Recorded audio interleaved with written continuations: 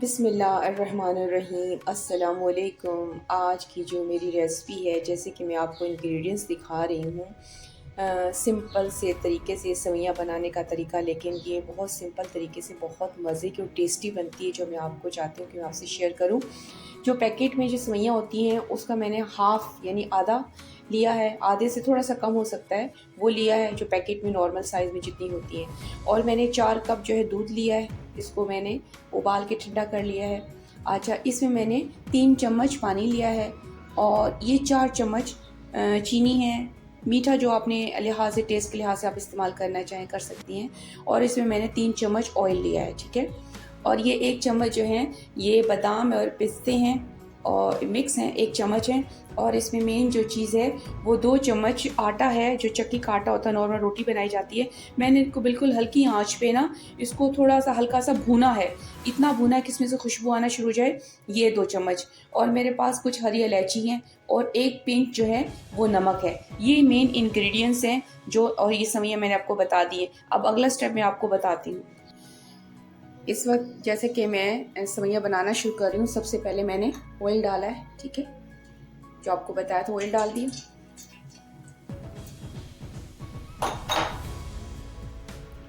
Oil के बाद मैंने सेवइयाँ डाली। अब इसको मैंने हल्की आंच पे बिल्कुल भूनना है, हल्की हल्की आंच पे इसको भूनना, ऊपर नीचे करना है। तो जब भून जाती है तो मैं आपको दिखाती हूँ। जैसे कि सेवइयाँ भून चुकी हैं, मैंने पानी दिखाया था वो डालूंगी सिर्फ, और हल्की रखनी है। पानी के साथ ही मैंने शुगर डालनी है, ताकि पानी इसलिए डाला है कि वो चीनी इसके अंदर अच्छी तरीके से डिज़ोल्व हो जाए। इसके बाद दिखाती हूँ मैं आपको। इस वक्त जो चीनी है वो अच्छी तरीके से डिज़ोल्व हो चुकी है, यानी पिघल गई। पानी जो इसलिए डाला था, इस पानी इसलिए भी डालते हैं कि दूध ना फटे, चीनी जो है ना दूध के साथ, पानी के साथ डिज़ोल्व हो जाए।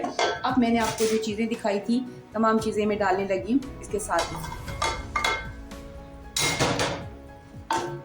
अब इसको मिक्स करके आपको दिखाती हूँ। जैसे कि मैं आपको दिखा रही हूँ, बिल्कुल हल्की आंच से हम इसको भूनेंगे।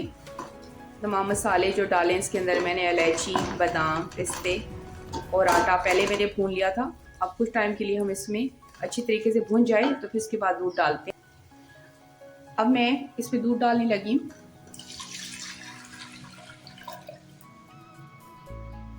मिक्स करती हूँ।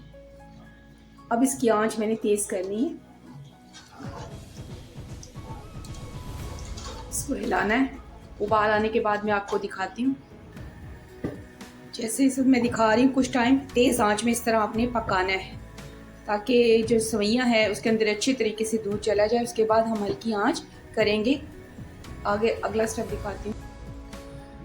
इस वक्त मैं दिखा रही हूँ, देखिए माशाल्लाह कितनी खूबसूरत, कितनी अच्छी, क्योंकि सेवइयों को ज़्यादा गाढ़ा नहीं करते, पतला रखते हैं। जैसे जैसे टाइम होगा और ये खुद ब खुद दूध इनके अंदर जाएगा, फूल जाएंगी और बहुत मज़े की हैं। अगले स्टेप में आपको मैं निकाल कर दिखाती हूँ। मेन इसमें चीज़ था आटा, जो मैंने अच्छे तरीके से पहले भून के डाला है, उससे टेस्ट बहुत अच्छा हो जाता है। आप इसको फ्रिज में रख के ठंडा खाएं। आजकल तो सर्दियां हैं, थोड़ी सी गर्म अच्छी लगती हैं, लेकिन आप ठंडा करके खाएंगे तो बहुत मज़े की होती है। अगला स्टेप मैं आपको दिखाती हूँ। आज की जो मेरी रेसिपी थी सेवइयों की डिश, वो अल्हम्दुलिल्लाह मुकम्मल हो गई है। यकीनन ये आपको पसंद आएगी और बहुत सिंपल और बहुत मज़े की बनती है। मेन इसमें इंग्रेडिएंट्स जो होता है वो आटा जो मैं डालती हूँ भून कर, उसी से इसका फ्लेवर आता है। उम्मीद है कि आपको पसंद आएगी। पसंद आने पे इसको लाइक करना, शेयर करना और सब्सक्राइब करना मत भूलिएगा। Thank you. ओके, अल्लाह हाफ़िज़।